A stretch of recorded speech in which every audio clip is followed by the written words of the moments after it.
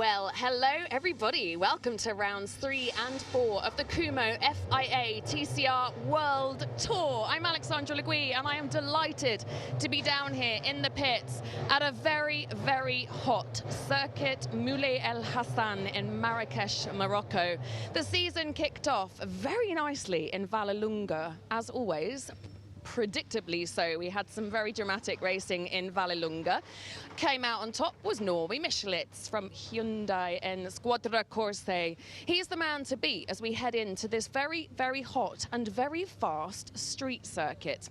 Today is Friday. We've had free practice 1 and free practice 2. Norby Michelitz was the man to beat in free practice 1 alongside his teammate Bebu Nestor Girolami. So Hyundai were fast this morning, but free practice is all about getting to know the track. Free practice 2 came along and then the Lincoln Co's actually started to show their cards, and I'm standing in front of them now because Jan Erlache was the one to beat, put in some brilliant laps in free practice 2. But get this, as we go into qualifying, only 1 second split the top 14 drivers. This is going to be a very exciting qualifying session. So it's about 32 degrees, 46 degrees track temperatures. So there's quite a lot of challenges that come with that, obviously, not only from the driver's perspective, because they have no air conditioning, but tyre perspective. And I am going to have a chat. If you'd like to come with me, let's go and have a chat to the team boss of Lincoln Co, Frederick Varlin, who, sorry to interrupt you gents, but I'd just like to have a chat, Fred, ahead of qualifying. Here we are, Marrakech, the first time that you guys have been here for a while. What are your expectations and what is your strategy? First of all, it's lovely to be here. I think I've done an amazing job. It turns out that the track is small, but it's extremely challenging. So, of course, the expectation are high. We hope to have all the cars in Q2, and then we take it from there. I mean, we aim to do good results. We're lucky our competitors are on some compensation weight, so we should have a good weekend here. And hopefully the track suits the car. It seems to be rather good, but it is a challenging track. In free practice 1, looked a little bit like Jan went shopping. He picked up some packaging. What was that about?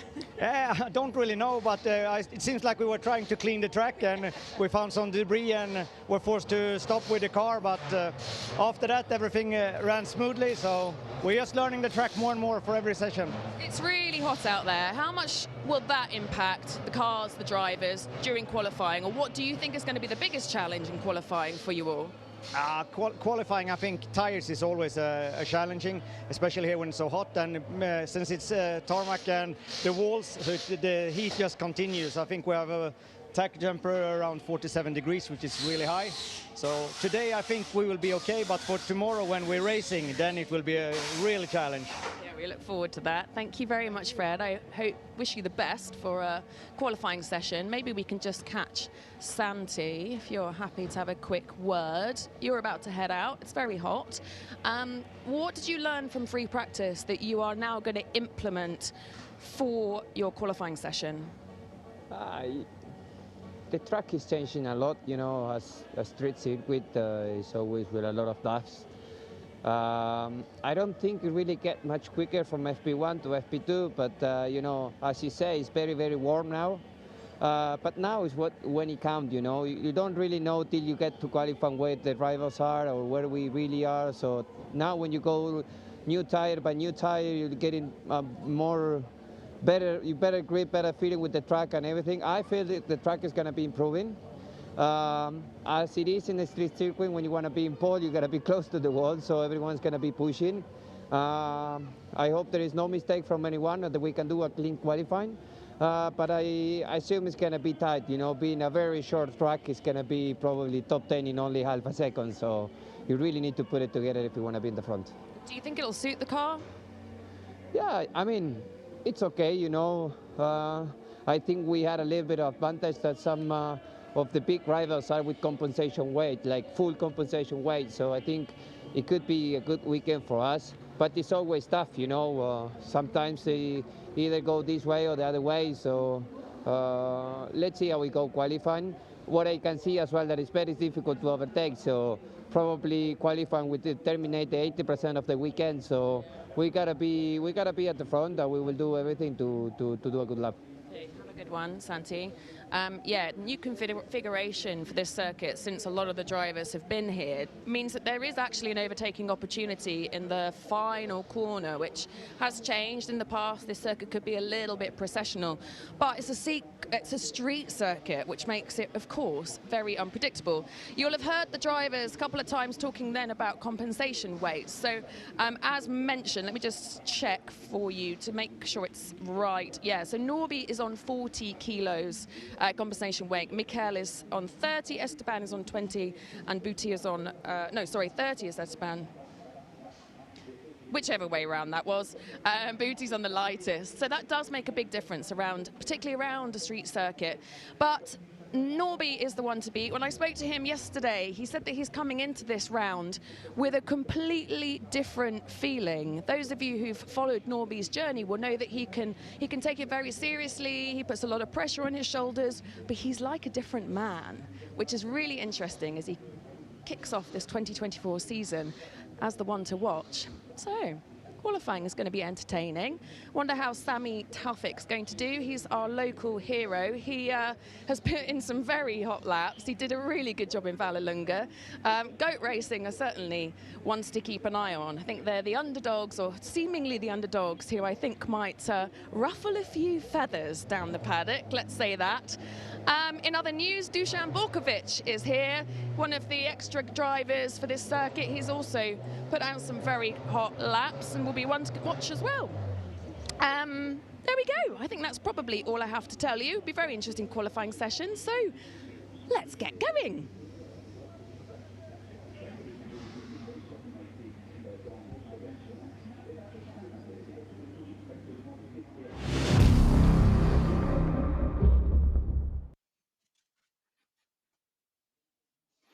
Alexandra Legui there down on pit lane. Thank you very much indeed. My name is Paul Jeffrey up here in the commentary box, and it is my absolute pleasure to welcome you all to TCR TV on YouTube for qualification for rounds 3 and 4 of the Kumho FIA TCR World Tour here at the Circuit Mouled Al Hassan in Marrakech. As Alexandra mentioned at the top of the show, free practice 1 and free practice 2 took place earlier today. The pace has been increasing from the drivers as the temperature here in Marrakech has been increasing as well. We currently have an air temperature of 32 degrees, the warmest it's been all day long. The track, theoretically, is at its cleanest, and the drivers most certainly are prepared to push these 15 TCR touring cars to their absolute limits around this 1.98 kilometre long circuit. Yes, you heard that right, 1.98 kilometres, or if you like, 1.23 miles in length.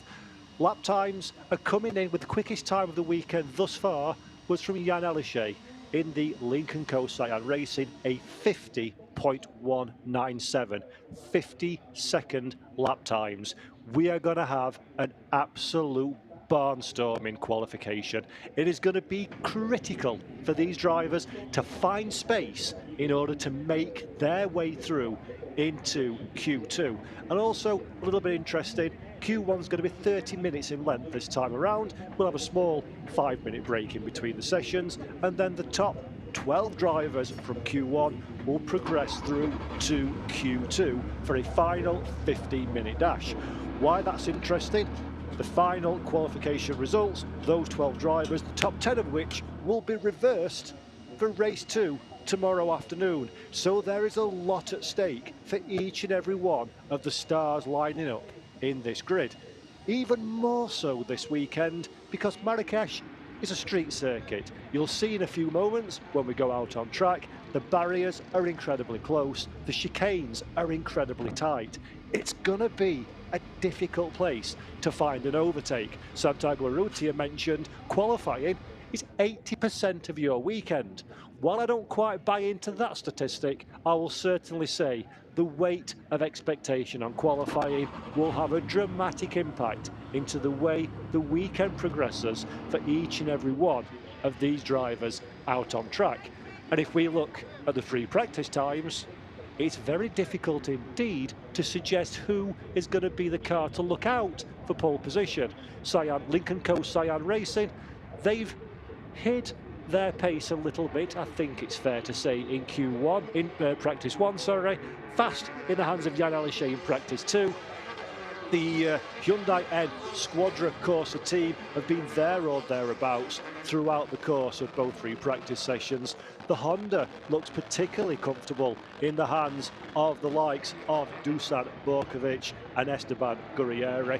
Marco Butti, it's fair to say, has a little bit more pace to find if FP1 and FP2 are anything to go by. Some other interesting things, if you've not joined us during free practice that was aired earlier today on the TCR TV YouTube channel, we do have some new drivers in the field for this weekend only. Headlined, it is fair to say, by the returning 2020 TCR Europe champion and home hero favourite Medhi Bennani, driving a Team Clare Sport. He's in the brand new Cupra Leon VZ TCR. Great to have Medhi Bennani back in the field at the world level, and he's going to hope that he can get a better result. His record here on home soil is second place in 2018.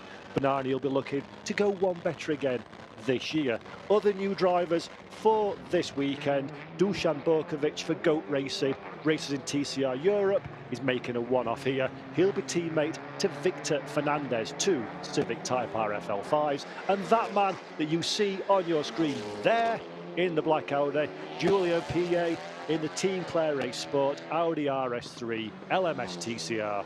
He traditionally drives GT cars, but is coming in to the front-wheel drive touring car world for this weekend. And on a track like Marrakech, that is a baptism of fire. So 30 minutes then for this opening qualification session. We've already seen, as tends to be the case, a couple of cars coming out and then going straight back in again for the tyre swap. Marchinquois is currently the only driver on pit lane, having elected not to set an initial banker lap.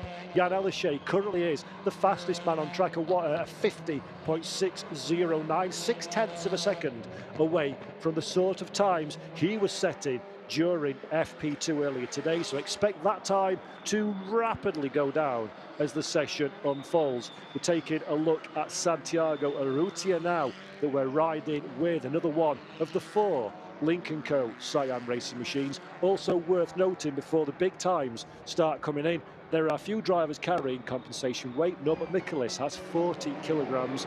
Esteban Gurriere, that you see on your screen there, and Mikel Afkona are carrying 30 kilograms apiece. Marco Butti in Goat Racing number 199 has 20 kilograms, and Santiago Urrutia is carrying 10 kilograms. There's also been some balance of performance changes since we were at Vallelunga last time around. The Lincoln Co. has a 20 kilogram weight break, the Audi has a 10 kilogram weight break, and the Cupra has a 10 millimetre ride height increase coming into this weekend. How that'll shake out in the running order, we'll find out. It's 26 minutes and 25 seconds on the clock, and this, remember, is to set the grid from 13th on down and to take the top 12 through into Q2.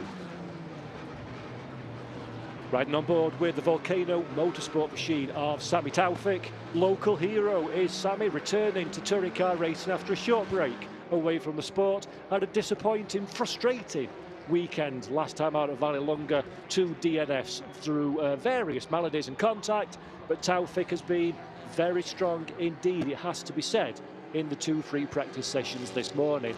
How that will progress as the track temperature ramps up and the pressure that comes with it is yet to be seen. But so far, Taufik having a good weekend. His banker lap good enough for 8th position, a 51 almost flat for Sami Taufik, a little bit behind the sort of pace that we saw from him just a couple of hours ago. Gabriele Tarquini pensively watching on there. Gabriele Tarquini needs no introduction whatsoever. BRC Hyundai N Squadra Corsa, former Grand Prix driver, former touring car superstar, a man that's won multiple races and world championships, been very much at the top of his game, and now has got into team management and carrying that level of success and professionalism with him as he's helping the DRC Hyundai N Squadra Corsa team have an incredibly successful start to their 2024 campaign. Michaelis winning race 1, new signing Bebo Girolami race 2, last time out at Vallelunga. And speaking of, Norbert Michaelis goes quickest with a 50.569 on his third lap, second of the flying laps here at the Marrakech street circuit. He's riding on board very briefly there as we look at Victor Fernandez, one of our guest drivers for GOAT Racing, yet to get out on the racetrack as Sami Taufik almost gets in to the concrete walls that line this beautiful but challenging street circuit here in Morocco. John Filippi, the teammate to Sami Taufik in the Volcano Motorsport car, they're going together as one on the racetrack. Not necessarily massively advantageous on this circuit because it's so small, because the straight line speed. Taufik sideways as you like. Can he gather the car together though before he hits the wall? Very nice bit of driving there from the young Moroccan. Had to catch the car on the lock stops, but avoids any contact, which would be session ending here in qualifications. Taufik very fortunate indeed there to avoid further dramas. That would have been an absolute disaster for the young man at Volcano Motorsports. But going back to the point I was making, slipstream, not a big deal here at Marrakech, so no real need to run in tandem. And Taufik, just there you go. We've seen this so many times. If you were with us for FP1 and FP2, there's a little bump coming into that T1. In particular with Santiago Urrutia, it was sort of unsettling the car on turning, and that's just what caught Sami Taufik out there. But unfortunately, he's still circulated and still very, very much in this qualification session. So, first runs have been done by our top 5 drivers. They're all in pit road. John Filippi as well in pit road. Ted Bjork is currently the quickest of those out on the racetrack, although Dusan Borkovic fancies doing something about that. He crosses the line and goes quickest for GOAT Racing, a 50.529. Fantastic time there from Dusan Borkovic, making a one-off return to FIA international competition, having won the 2015 European Touring Car Trophy. Plies his trade in TCR Europe nowadays, but it's good to see the big Serbian driver back on the international stage and showing that he's lost none of his pace aboard the GOAT Racing Honda, the new GOAT Racing Honda Civic Type R FL5, proven to be a very competitive proposition so far this weekend. A good time from Borkovic at the top of the field. Second lap not looking quite as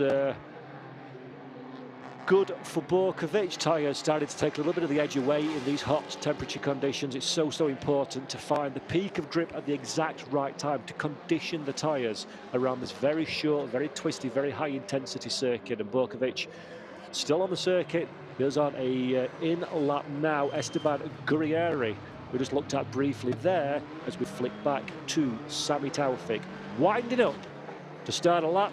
Little warm of the tyres, wiggle of the steering wheel as Ted Bjork goes third quickest. Let's see if Sami Taufik, home hero, can dig deep and find the lap time he needs to secure a berth within the top 10 to get through to Q2 that follows immediately after this session.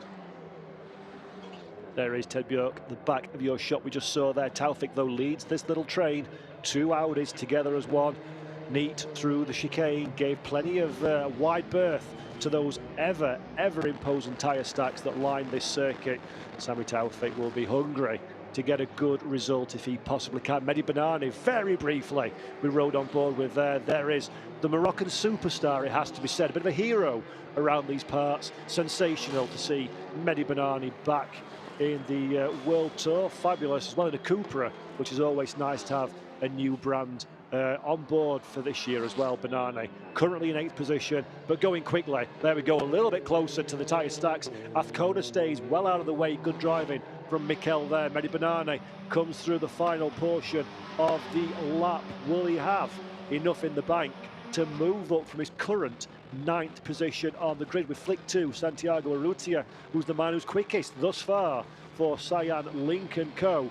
Urrutia having another good session. 50.399 is his time. Bennani does cross the line. Bennani does move up third position. So far in the times, 20 minutes left to go though, plenty of session, a bit more than we normally have. So there's many opportunities for things to change. But so far, Medhi Bennani doing really good work in the Team Claret Sport machine. That is Marco Butti that we're looking at on screen right now for Goat Racing. Butti is currently in 10th position. The 199 had a great weekend last time out at Vallelonga, a third position, podium position on debut for the team on their debut weekend of touring car competition. Nesta Girolami doing so well, he's twice on the timing screens there. Currently in 10th position, Girolami on a quick like. Felipe moves up into second place as well, a 50.349. Norbert Michaelis goes to the top of the time screens as well with a 50.104. That is the fastest time we've seen thus far this weekend from any driver, Norbert Michaelis. So the pace is very much ramping up as we're into the qualification session. John Felipe that we're looking at now, car number 127. Can John improve his lot as Marco Butti goes down pit lane? And remember, 18, a bit longer than normal, qualifying, 30-minute session. A lot of these early laps are just banker laps for these drivers. Things will change significantly as we get into the meat of the session over the course of the next 10 minutes or so. But with 18.5 minutes still on the clock, we've got Norbert Michaelis as our fastest driver from Jan Elishay. John Felipe in third position from Marcin Hua. Santiago Urrutia and Mikel Azcona are the top 6 drivers. The gaps throughout the field, 0.5 of a second, covering the top 11. That's pretty good. And the man on the bubble, so to speak, for Q2 is Julien Piguet in the Claret Audi, currently in 12th position. He needs to find a couple of tenths in order to get himself a little bit more comfortable and further within that top 12. One man far from comfortable is Santiago Urrutia. Look how hard he's working the wheel of this Lincoln Co. Cyan racing machine. It's such a physical and demanding circuit, not just because of the temperatures, air temperature of 32 degrees centigrade, because of the bumpy nature of the circuit, the lack of grip that the tarmac is giving up with it being a street circuit, and of course the ever ominous proximity of the concrete walls around means there is no room whatsoever for drivers to make a mistake, and pushing a touring car at the best of times is not the easiest of tasks. Doing it in qualifying on a street track as difficult as this is where these drivers really show their mettle and earn their money. Dusan Borkovic, by the way, moves up into 4th position, so the 8th lap for Dusan Borkovic, a 50.372. Good time, 4th position in fact, not 5th position. Good time for Dusan there as Marcin Hua jumps down pit lane. Everybody, we've got 12 cars out on the circuit at this moment in time. Norbert Michaelis just comes down pit road with currently the provisional quickest time for the BRC Hyundai N Squadra Corsa team. We're looking at the Volcano Motorsport car of Sami Taufik. Again, spectacular driving, spectacular scenes here in Marrakech. Such a real visual circuit for these cars, and Taufik pushing the limits of what is possible in this Volcano Motorsports Audi, and doing a very nice job indeed. Thank you very much as he comes now into the final few corners, backs the car in to the last turn. That's a lovely line through there. That'll help Taufik for his run up to the line, but it's not enough to improve his time. He stays in 14th position as Esteban Gurriere loses armfuls of time in the middle of his lap, so he's no doubt going to abandon that one and jump down pit road for a fresh set of boots and another throw of the dice. 15 minutes, 50 seconds left on the clock. Norbert Michaelis from Jan Elishay, John Felipe, Dusan Borkovic, Marcin Hua, Santiago Urrutia are our top 6. Mikel Azcona, Esteban Gurriere, Medhi Bennani, Ted Bjork and Bebu Girolami are 8 to 11, and still Julien Piguet is in 12th position and the man on the brink in terms of who gets through to Q2. Marco Butti will have a lot to say about that, as will Sami Taufik. Victor Fernandez a little bit away from the pace again in qualifying. He struggled this weekend, doesn't look to be a contender for anything other than bringing up the rear of the field, but we'll keep our eye on that one to see if the Spanish goat racing driver can find a bit of lap time and push forward during qualification. So we've hit the halfway mark then in this session. The big surprises so far for me are the relative lack of pace for Marco Butti and Sami Taufik down there in 13th and 14th place. Butti is almost 0.8 of a second away from current pace setter Norbert Michaelis, and then 0.9 away is Sami Taufik. Let's cross-reference that with free practice, and I can see that in FP2 Taufik was 5th quickest, only 0.2 away from the fastest time. So a lot of time has been lost for Sami Taufik. And what's this? Medhi Bennani contact. Medhi Bennani makes a mistake. Contact with the barriers for the Moroccan driver. This is not good news at all for Medhi Bennani. Finds neutral. That's good news. Gets the car restarted, does he? Let's see if Bennani can extract himself from this situation. Otherwise, we're going to be in a world of problems. Finds reverse. Good man.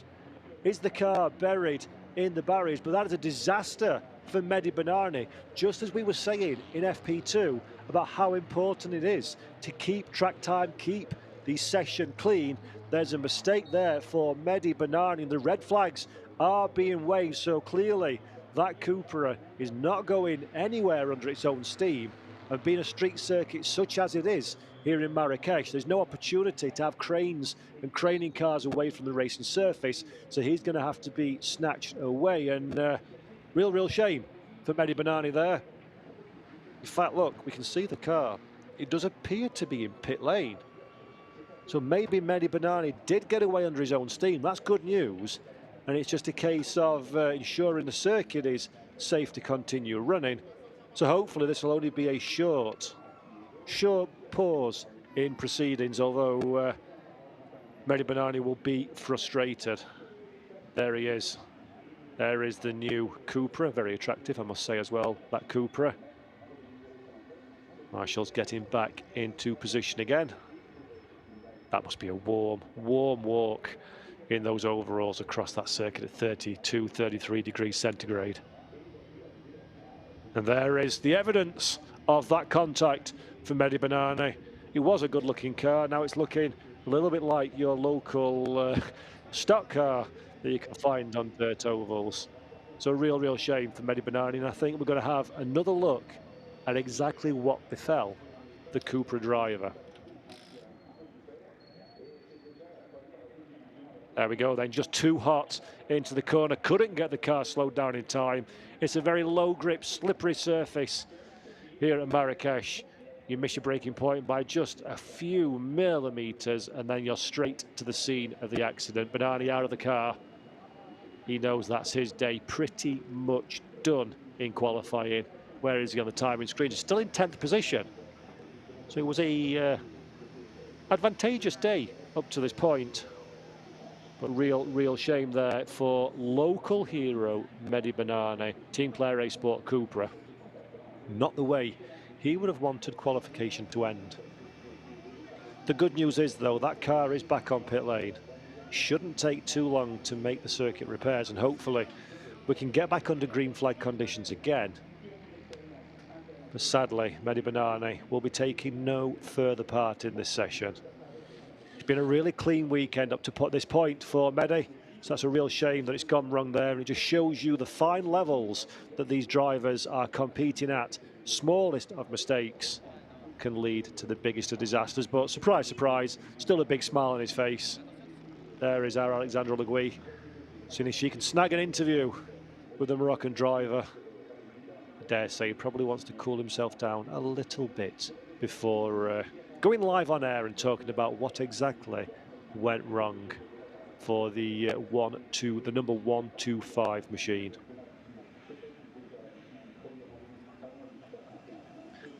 In fact, let's have a little word with Medhi Bennani with Alex Legui down on pit lane.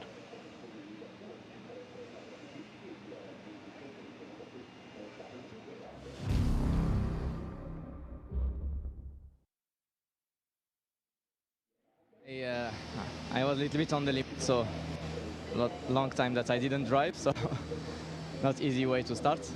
And I touched a little bit the tire pegs, and that's it. It was almost over. How much damage is done? They'll fix it by tomorrow, won't they? I don't know. Now it's very early to speak about tomorrow. Thank you, Sandra. Bad luck, Medhi.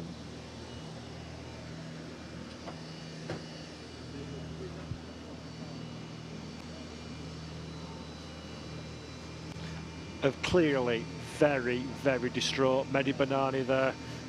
Clip of the tyre barrier, and that is all she wrote for his qualification session. Teddy Claire that you can see talking to there, just assessing the damage on that Cupra. Your heart has to go out to Medhi Bennani. He's such a lovely, lovely man, really competitive driver. It means so much to him to be Moroccan, to be racing in Marrakech at home.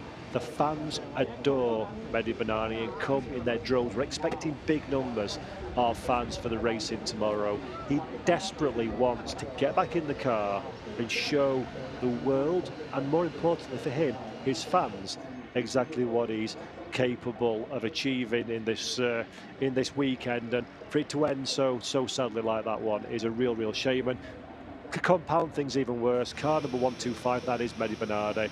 His time of a 50.489 has been disallowed for causing a red flag. So he was in 10th position.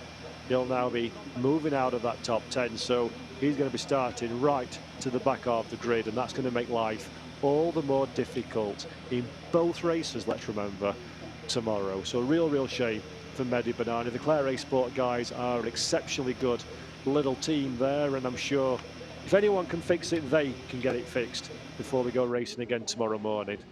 But a real tragedy there for Medhi Bennani. My heart does very much go out to him.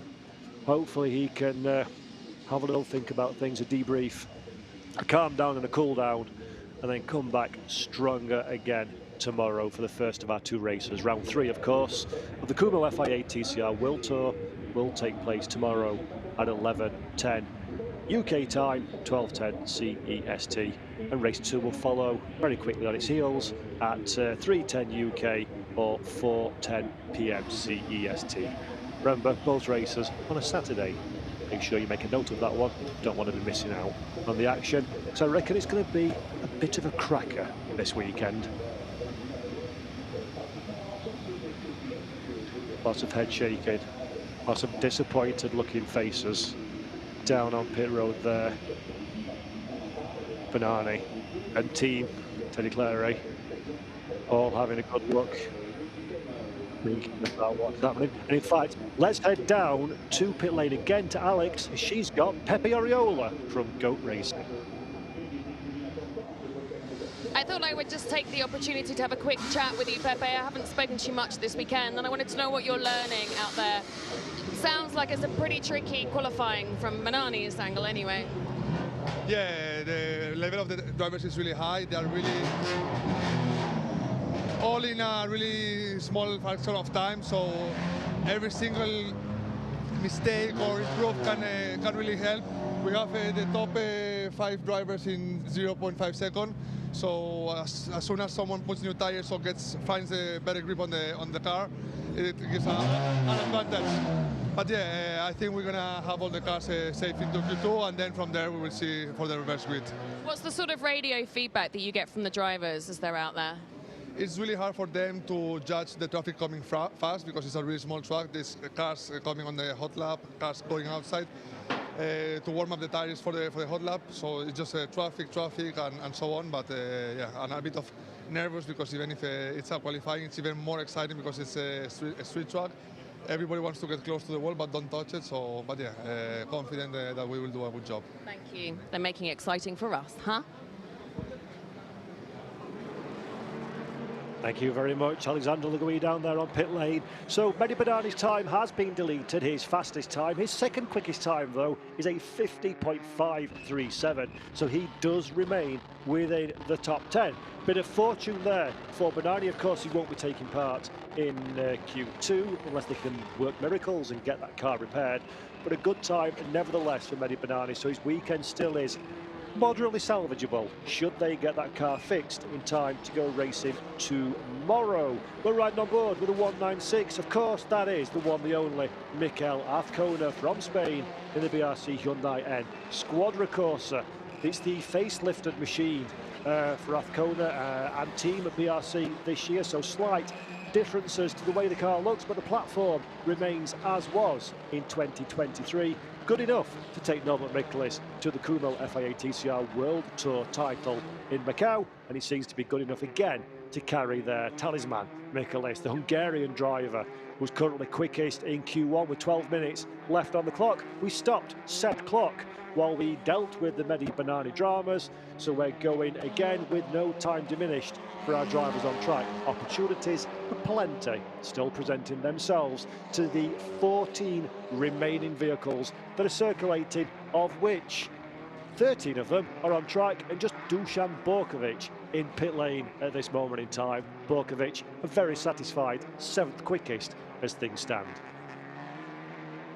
There is Victor Fernandez, one of the GOAT Racing Honda cars. Fernandez had a challenging weekend so far for GOAT Racing as the Spanish driver, making a one-off appearance in the Kumho FIA TCR World Tour.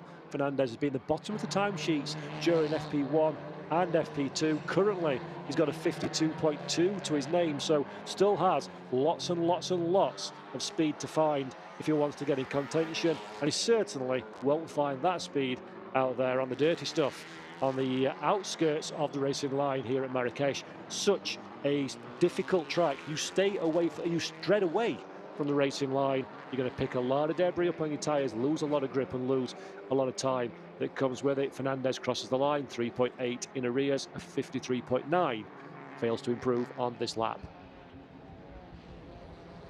His teammate Marco Butti at GOAT Racing, the 199, the Italian driver, he's currently in 13th position. He needs to find another place to get through into Q2. Santiago Arrutia, that we're looking on board with now, he's 3rd thus far in the times. He'll be very satisfied indeed with that performance. Much more pace from the Uruguayan driver than we've seen during the opening 2 practice sessions of the day. So as predicted, the Cyan Racing Lincoln Co cars dug deep and found themselves a little bit more speed when it matters in qualification. Marco Butti has the all clear from his team and then finds himself with a Lincoln Co. Well avoided from Marco. He'll be heading out into qualifying, looking to improve his lot. Sami Taufik as well, out on the racetrack, 18 laps against his name, and yet still only a 51 flat, near enough for the Moroccan driver. Speak of, here is Sami Taufik now. We know there is pace in driver and car. The big question is, can Sami Taufik extract that in the next 9 minutes and 31 seconds to get himself well inside that top 12 for Q2? It should be possible, but the pressure is very firmly on the young shoulders of this Moroccan gentleman in the Volcano Motorsports Audi. Taufik decides that that one is not going to pay him any. Backs out of the way, allows Fernandez a clear run. Fernandez on a improvement in Sector 1 for his personal best, and he'll be hoping to set a decent time. Taufik, in fact, bails for pit lane, so Sami down pit road. 8 minutes 54 on the clock. Plenty of time to get some fresh Kumho tyres onto that Audi and back out for another throw of the dice. Just 4 cars on track. Victor Fernandez being one of those 4. Marco Butti, Julien Piguet, and Esteban Guerrieri are the other 3 still circulating. Looks like Fernandez is on a steady lap. In fact, deciding the chicane is no friend of mine, using the escape road, giving us a good visual indication of the escape procedure should you have a drama in the race. The reason he's done that is to avoid impeding the car on a quick lap behind him. So good awareness from Victor Anderson. Good bit of driving there from the Spanish driver. Bolting those tyres on are the Lincoln Co. Cyan Racing team for Santiago Arrutia. That's a pretty sight, isn't it? TCR touring cars lined up in the sun-drenched paddock here in Marrakech. Do love some touring car action. Do love the TCR cars as well. They look fantastic standing still. They look even better going quickly around this street circuit. So far, so good for our field of drivers. We're looking again. This is our French driver, Julien Piguet. Normally, you'll find this man is something like a Ferrari in GTs. He's raced for the Le Mans 24 Hours. He's raced in the World Endurance Championship. He's raced in what was then the Blancpain GT Series. Many different endurance categories. Great to see him in a tin-top touring car here at Morocco, having a whale of a time. I think it has to be said. He's thoroughly enjoying himself and has a healthy lick of pace. Just under half a second behind our pace setter Norbert Michaelis at the front of the field. So Julien Piguet doing a really good job, it has to be said. As I say that, Marco Butti moves up into the magic 12 position, and as I say that, Piguet moves back ahead of Butti into 11th. So the man on the bubble now is Medhi Bennani. Bennani has absolutely no ability to respond due to that incident. Let's have a look at what Marco Butti's been doing. Ho, ho, ho. Close as you like. Another inch of paint on that side mirror and it would have been flattened by the barriers. Marco Butti pushing the absolute limit that he's capable of in that GOAT Racing Honda, but so far it's not quite enough to get him into the magic top 12 positions. Medhi Bennani, the driver, occupying the bubble spot in 12th place for Claret Sport. Julien Piguet doing a great job up there in 11th place as the quickest of, the second quickest of our one-off entrants, Dusan Borkovic, leading the line for those drivers, currently in 8th position.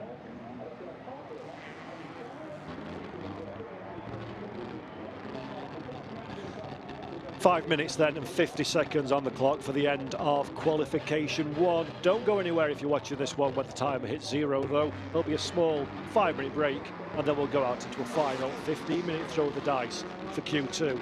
As things stand, Norbert Michaelis is still the man with the fastest time of 50.104 for marching, while Santiago Urrutia and Jan Elishay in the top four. This is Dusan Borkovic that we've just been speaking about. Anything Marco Butti can do, I'll do more extreme, as he kisses the barrier with the left-hand side of his car.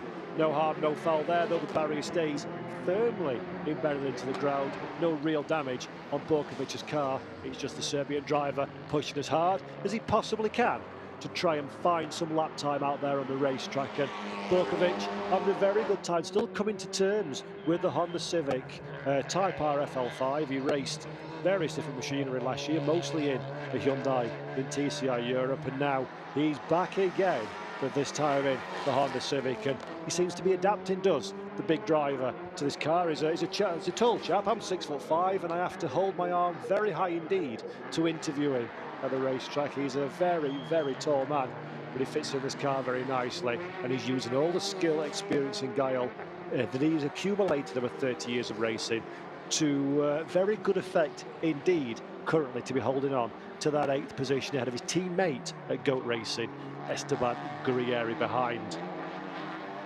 Impressive drive so far from Dusan Borkovic. Mikel Afkona, 10th position, the BRC Hyundai N Squadra Corsa team. Little bit of sideways action almost through that final corner. Afkona though nails the time very nicely indeed. Mikel Afkona, 50.069, goes fastest of all ahead of his teammate Norbert Michaelis. Great time and driving there from the Spaniard, pushing the absolute limits of this circuit Moulay Al Hassan here in Marrakech. Great stuff from Mikel Afkona. Dusan Borkovic going quickly as well, currently 9th position, not on course for the provisional fastest, but certainly should move Borkovic at the running order if he can maintain that pace through the final sector. GOAT Racing ready to go again. Marco Butti, pressure on the young Italian, 13th position. Santiago Urrutia has all the pace in his hand, not quite in the final sector, just loses a couple of tenths of a second in that final sector. That's good enough for 3rd place. That was a monster last sector from Mikel Afkona. His job's done for the day now. He's down pit road as well. Mikel Afkona will be satisfied with that. Dusan Borkovic still on a push lap. Santiago Urrutia still on a push lap as well. Uruguayan driver, 3rd quickest thus far. Santi fancies another stab of the overall fastest time. Borkovic again losing 10th by 10th, sector by sector. Urrutia not able to do anything about it. The second lap, the tyres just giving up the peak of grip on that second tour. Santi sideways through the final corner. That's either going to pay him back or cost him big. And sadly, it's cost the Uruguayan driver big. 8 tenths at the flag. No improvement from the number 112, but spectacular scenes. What a place to watch a touring car rotate at speed. This final turn here at Marrakech. Santiago Urrutia, though, still on the racetrack, but I do think we are running rapidly out of time. And just look at this one again. Oh, ho, ho. That's what we like to see. That, folks, is the kind of picture that you print and put on your bedroom wall as a child. On the lock stops, in the final turn. Beautiful shots, beautiful bit of car control for Urrutia there as well. Not even a hint of coming off the throttle. Keep it planted, gather it all together, and see what your reward is. For Urrutia, though, no improvement. He remains just half a tenth off of the quickest time, currently held by Mikel Azcona in this Q1 session. Norbert Michelis is a BRC Hyundai N Squadra Corsa 1-2 at the front of the field thus far. And then it's 2, 3, 4 Lincoln Co. Cyan Racing's Urrutia Mar. I say that one, Jan Elishay spoils my sentence. Thank you, Jan, by immediately going second quickest. Good time from Jan. Good second sector. Lost it a little bit in that third and final sector, but Jan Elishay still strong enough for second place behind Mikel Azcona. That's a good lap time from the French driver. Stronger to driving there from Elishay, still pushing on this second lap. We have seen second and third lap timed laps do seem to lose a little bit of time for these drivers. Can Elishay extract enough? I don't think he can. That's down pit lane. Marco Butti, though, on a good lap. Very quick in sectors 1, 2 and 3. Job done for Marco Butti. Fantastic stuff. Up into 8th position. He gets himself a ticket stamped for Q3. Almost loses the car as well for good measure. Nice bit of driving and car control from Marco Butti there. So now Julien Piguet is the driver on the bubble.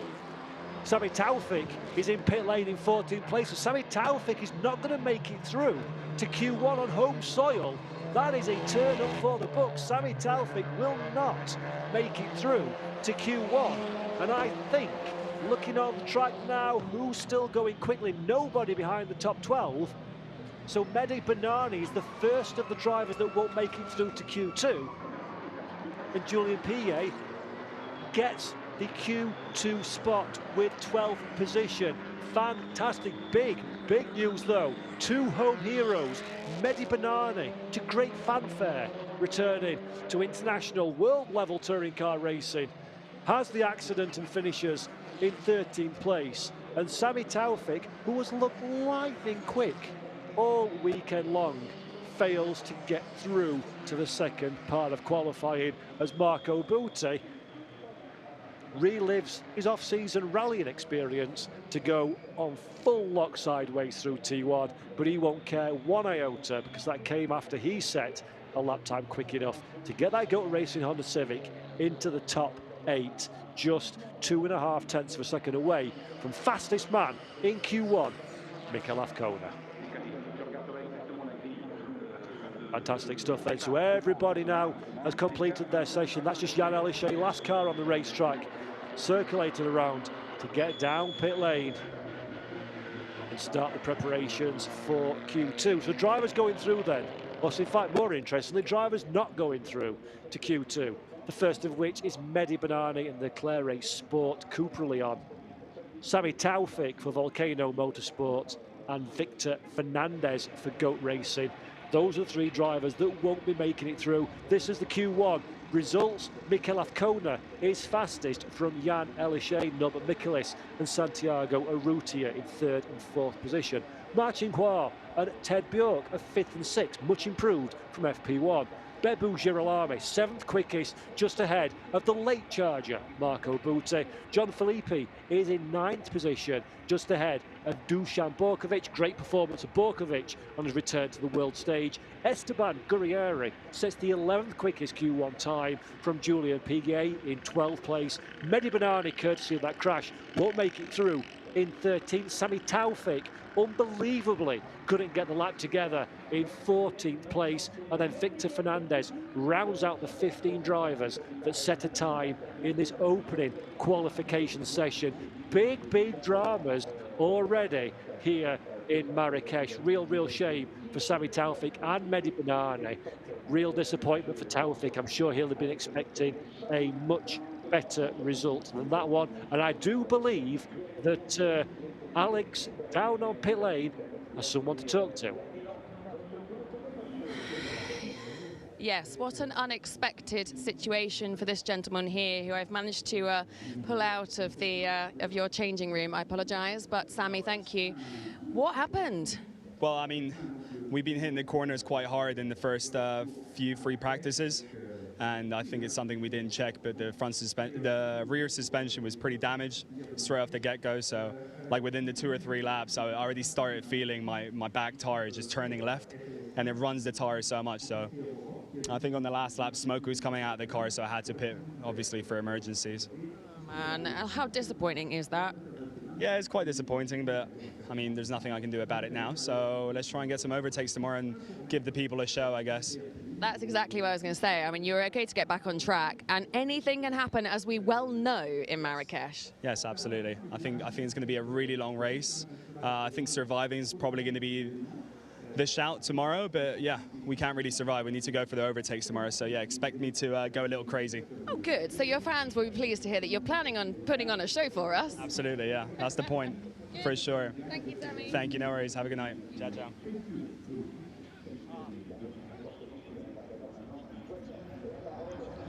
Thank you very much, Alexandre Legui, down there on pit lane speaking to Sami Taufik. Interesting then, Taufik having damage coming into qualifying, courtesy of being a little bit aggressive during the practice sessions and undetected by the Volcano Motorsports team coming into this Q1 session.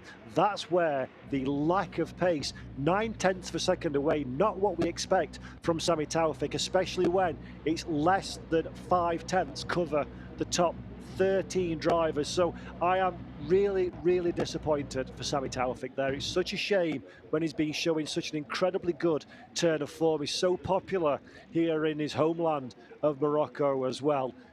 The good thing though for us fans watching from home, that means Sami Taufik is going to be one to watch for sure when we go racing tomorrow. Keep your eyes aggressive, controlled aggression at the best of times, but now with a fire lit upon him, Sami Taufik is going to be a very interesting prospect for the first of our 2 races tomorrow afternoon. Tomorrow morning, in fact, is the first race at 12 CEST, and then 4 CEST for race 2.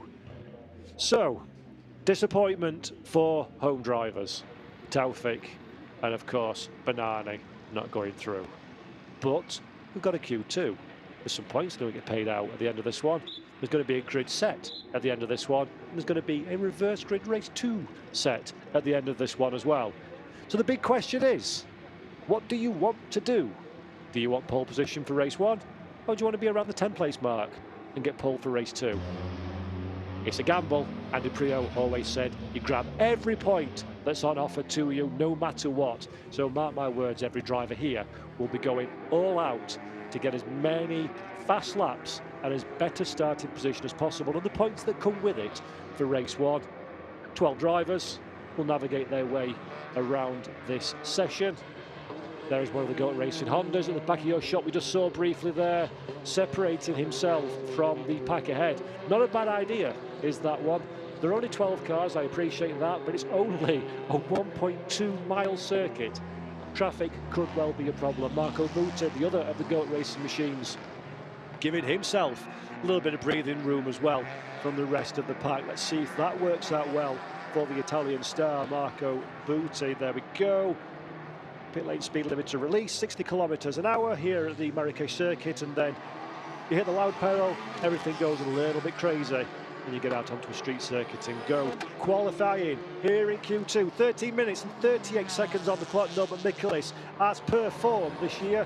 He's the man at the top of the field, the man to beat coming into qualification, and there is the 105 car number 105, our reigning Kumho FIA TCR World Tour winner. He's got a little bit of traffic. Booty recognises the threat and gets out of the way. Green flags are waving from the marshals, and Norby is on a charge, locking the rear corner as well as we're looking at Booty just circulating around on his warm-up lap. And Michaelis will be crossing the line with a 50.180 to set the quickest lap of the session, the first lap, in fact, of the session thus far. Bebu Girolami on the timing screen that you see behind beats his teammate at 50.097. Girolami is provisionally quickest, and almost immediately Jan Aleshe goes to the top of the times. The first lap time in the 49s, a 49.869, and to prove that that's nothing special, Santiago Urrutia goes in the 49s as well, a 49.900. Lincoln Co. Cyan Racing, oh where have thou been? Over the course of this weekend, the car's not been set in the timing sheets particularly alight, although Aleshe did pop his head above a little bit to be hovering around those top positions, but now it matters. The pace of the blue cars is coming to the forefront, headed, of course, as ever, by the Frenchman Jan Aleshe.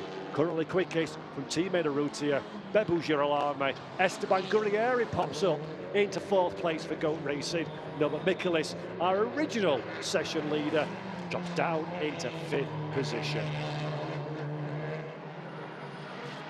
I do love to see a touring car in qualifying mode, I must say.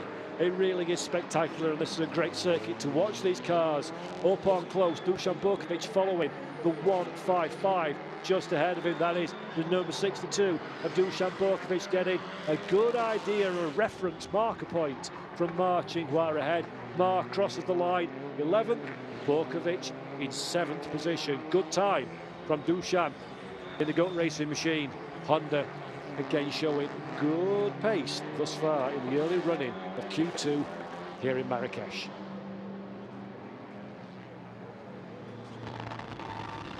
BRC squad looking on as their man Michael Afkone that we're riding on board with now into the left-hander. Keep the car nice and smooth, get on the gas, stay in the middle of the racetrack as the circuit curves to the right-hand side. Look, this is a good drone shot, nice drone shot, but it just does not show the complexity of the circuit. It's short, sharp and wild. One mistake, 1 foot out of position in one of these cars and you are headed straight to a disaster. Tarquini watching on there once again for BRC Hyundai as Michael Afkone, 6th quickest thus far. He's on a slow lap, of course. Let the Lincoln Co through, did the 196. Afkone nowhere near the challenging times, and then down in pit lane for a fresh set of boots. John Felipe doing good stuff in 8th position. He's on a personal fastest 1st sector. Can Felipe do anything about those ahead of him? 8th quickest at this moment in time with a 50.345. Personal quickest 2nd sector as well. The French driver for Volcano Motorsports looking to move up the running order. That is Afkone that we're riding on board with back in pit lane. Felipe crosses the timing beam, just 0.5 of a second away. The last sector is where the lap time was bled. Felipe does not improve. He's a couple of tenths away from moving up the running order so far. From Jan Aleshe, top of the field, currently Ted Bjork and Esteban Gurrieri are still out on circuit, as well as this man, John Felipe, currently pushing again on a 2nd time lap. Good opening sector, not quite a personal best, but still within touching distance of those cars around him. So Felipe, if he can hold it through sectors 2 and 3, and no he can't, there we go, 8 tenths, nearly 9 tenths down in sector 2.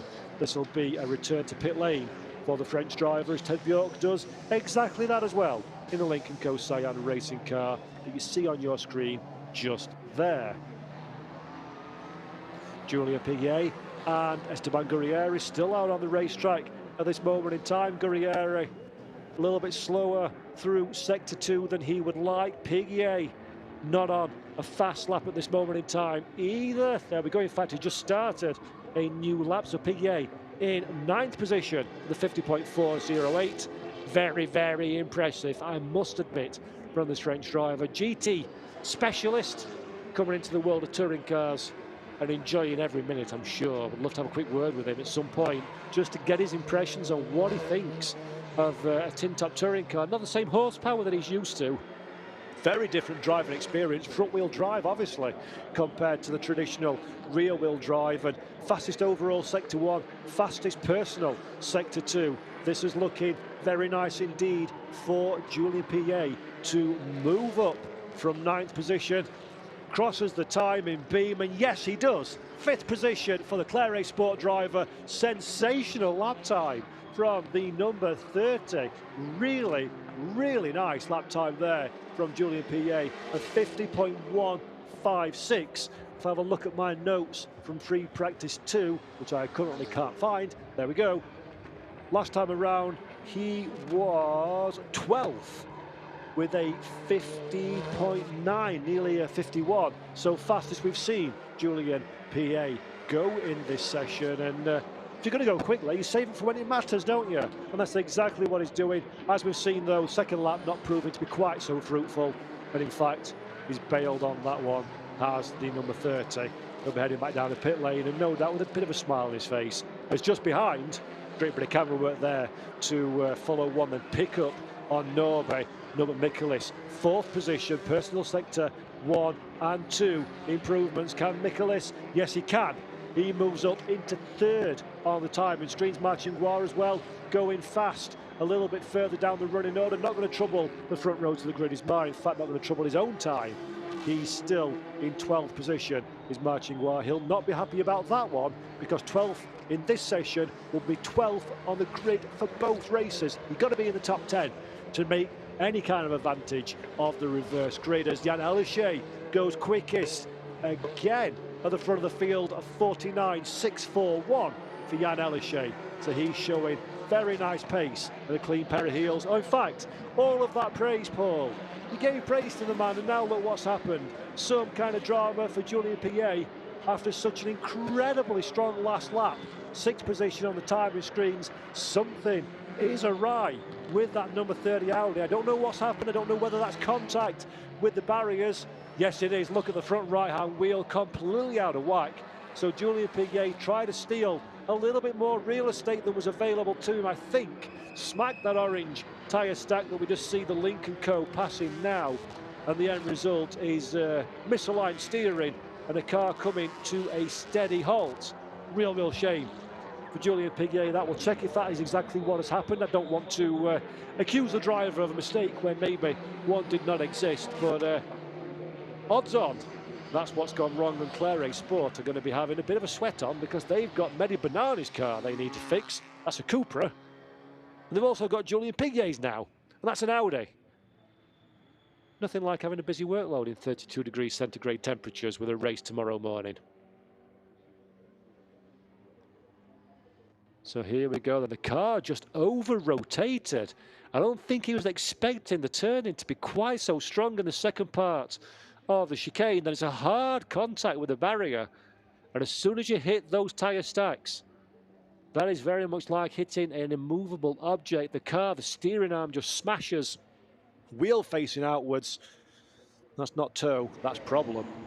Julien Piguet, that's going to be hard to recover that car from that position. Red flags, of course. The session has been stopped. That's going to need a low loader. Thankfully, we're very close to pit entrance, so it's not far to go, but that ain't going nowhere under its own steam. And a really impressive session from Julien Piguet comes to a very disappointing end indeed. There is the snatch vehicle. Going to hoist that car up and out of harm's way. Clock has stopped, of course. The eagle-eyed of you will notice. So we've got 5 minutes and 41 seconds in this session, frozen forever in time until we get clean and safe track conditions to go racing again. Santiago Urrutia wisely getting the cool air fan blower on him, trying to cool himself, should I say, down. Temperature management for car and driver is a big talking point this weekend. It's currently 33 degrees air temperature. It's very hot indeed. On board a racing car with a full fireproof overalls, helmet, balaclava, Nomex underwear, and the pressure of going racing. temperatures are borderline unbearable for these drivers, so you need to maintain and manage your heat, as the marshals also having a difficult time. The Orange Army out there doing a great job in Marrakech, as always, fantastic. We could not go racing if it wasn't for people like these marshals, so I doff my cap to these gents, ladies and gents, helping us go racing week in, week out. Fantastic to see the great work they do. They check it all seems sound with the barrier, seems like it is. The Audi getting towed away, and of course, just like Medhi Bennani, the best lap has been disallowed, Julien Piguet. And let's head down on pit lane to Alex Legui.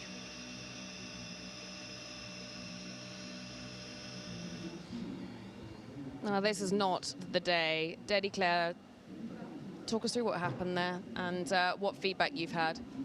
It seems that Julien did a small mistake in the last chicane and hit a tire stack. On my side, I'm not very fan of the tire stack because that can create some big shock like this, and it's not necessary. But it's only my opinion, and because of that, we will have a lot of work tonight to try to repair the car for tomorrow. We will wait the car to evaluate the damage that we have on it. Understandably very disappointed. Thank you, Daddy.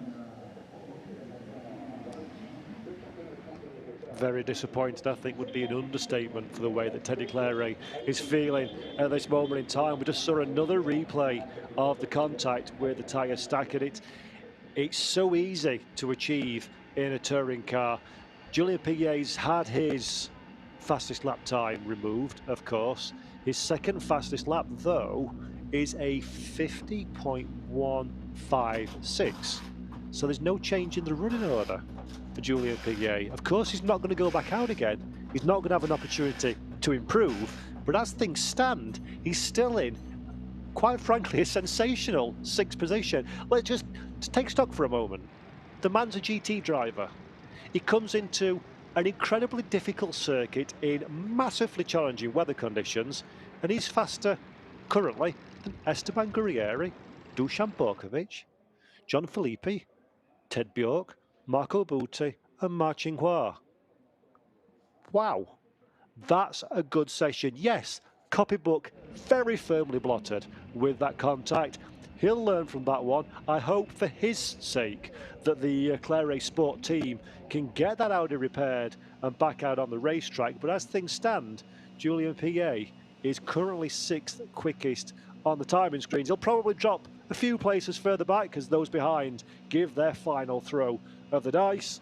But nevertheless, great performance despite that contact, as we're a few seconds away now from restarting this qualifying session. It is Jan Elishay, quickest of all for the Lynk & Co Cyan Racing team from his teammate Santiago Urrutia. Third position, Norbert Mikulis from Bebu Girolami. Two Lynk & Co's, two Hyundais. Mikael Kona in fifth, the third Hyundai, Julien Piguet, that we've just talked about there in the Audi in sixth. Esteban Guerrieri is seventh quickest as a duo with Dusan Borkovic, the two GOAT racing cars. Seventh and eighth on the timing screens. John Filippi, the only Volcano motorsport car to make it into Q2, is in 10th. Ted Bjork is currently on course for the reverse grid pole position in 10th place. Marco Butti is 11th, and Marcin Hua is the last of the drivers to set a time. And while we were doing that summary, the green light at the end of pit lane is a shining again. And a few of our intrepid warriors in the Kumho FIA TCR World Tour are venturing back out to do battle amongst themselves and the stopwatch here at the beautiful circuit Moulay El Hassan in Marrakech, a street track of the highest order. Fast and slow, tight, twisty, and a little bit leery, just like we like our touring car racing. 4 minutes 52 seconds then left on the clock. John Filippi that we're looking at there in the Volcano Motorsports car. We spoke to Sami Taufik earlier on. He didn't make it through to Q2 due to some damage carrying over from practice, undetected by the team, reared its ugly head during that opening session. He couldn't extract the lap time from the car, and sadly will start down the running order for both racers. Marco Butti is 11th position at this moment in time, which is, quite frankly, the worst place you could wish to qualify in a TCR Kumho FIA World Tour race. Why? Because 11th is 11th for both racers. if you get just 1 place gained into 10th, you'll start 10th for race 1, not ideal, but you'll be on pole for race 2, more than ideal indeed. Boutte will be desperate to sneak in to that top 10 without any shadow of a doubt. So will Marcin Guar as well. Mar is already out on the racetrack. Jan Elishay not going anywhere at the moment. Nar is. Ted Bjork and Santiago Arrutia. Bjork in a difficult spot in 10th position. He doesn't want to stay too far away from the front runners, nor does he want to be too close to those behind. There's only a few hundredths of a second in it between himself and Marco Boutte behind. Beppu Girolamo out on track in 4th place. Another solid day of work in his new office, because of course Beppu Girolamo drove a Honda last year. Well, over the winter, big signing, big move. He moved to the BRC Hyundai N Squadra Corsa team, and then on the team's home soil in Vallelonga cemented that new working relationship in the best way possible by taking a race victory in race 2.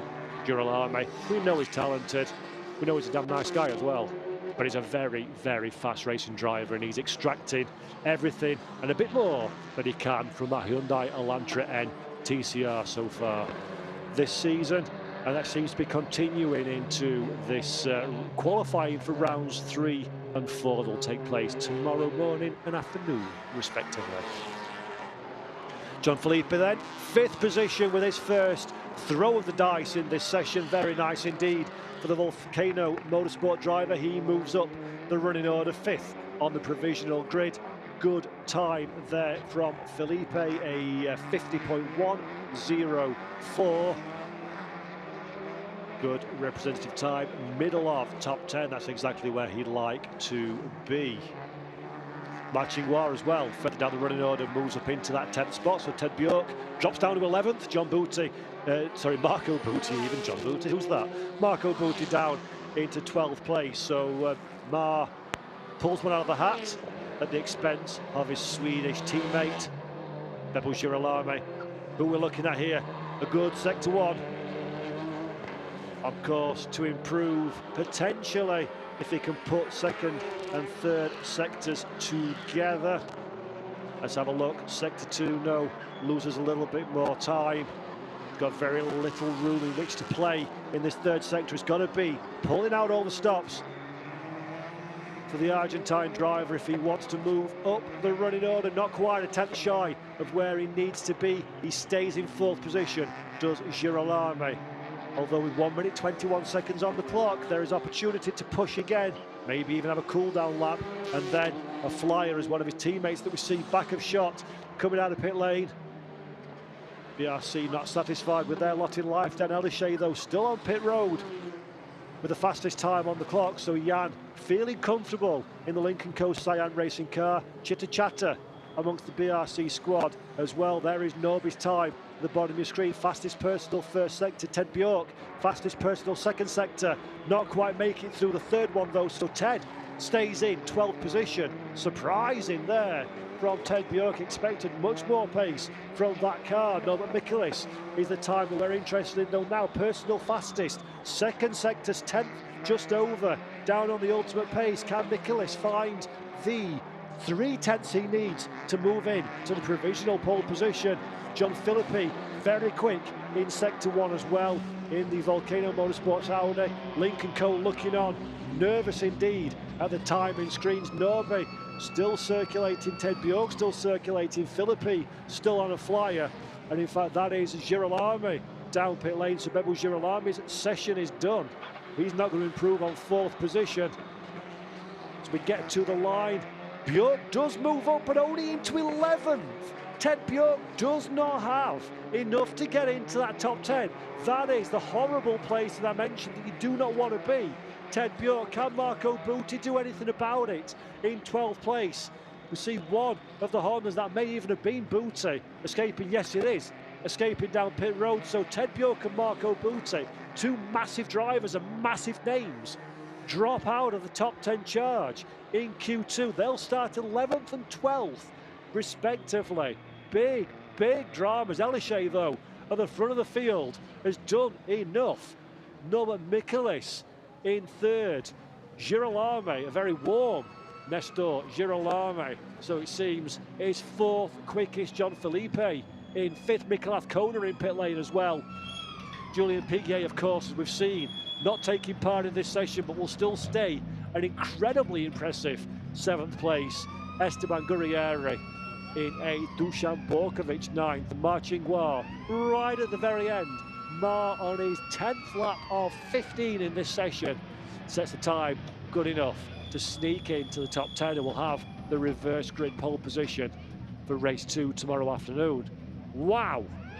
I would not have had anything on the likes of Bjork, Bute, and even in fact Sami Taufik not making it through into the top 10. So that is a few very high profile drivers that have shown a happy turn of pace this weekend, not in that important top 10, which I think to me writes its own story of we're going to have a very nice indeed championship fight tomorrow. Speaking of championship drivers, points on your screen.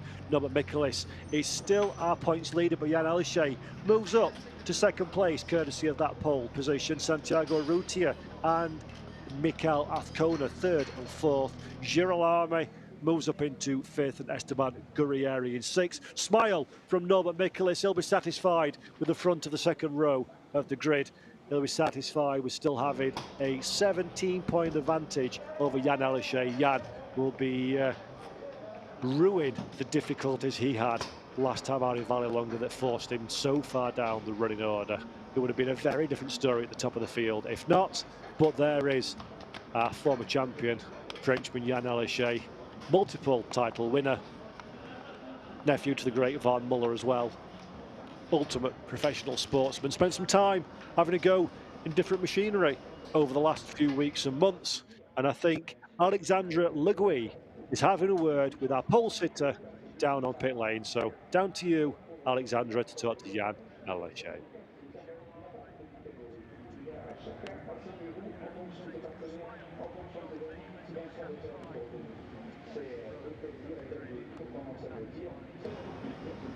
A very happy team and a very happy driver, Jan Aleshe. You are pole for race 1 here at Marrakech. Nicely done. Yeah, it was a good quali, well operated by all the Science team.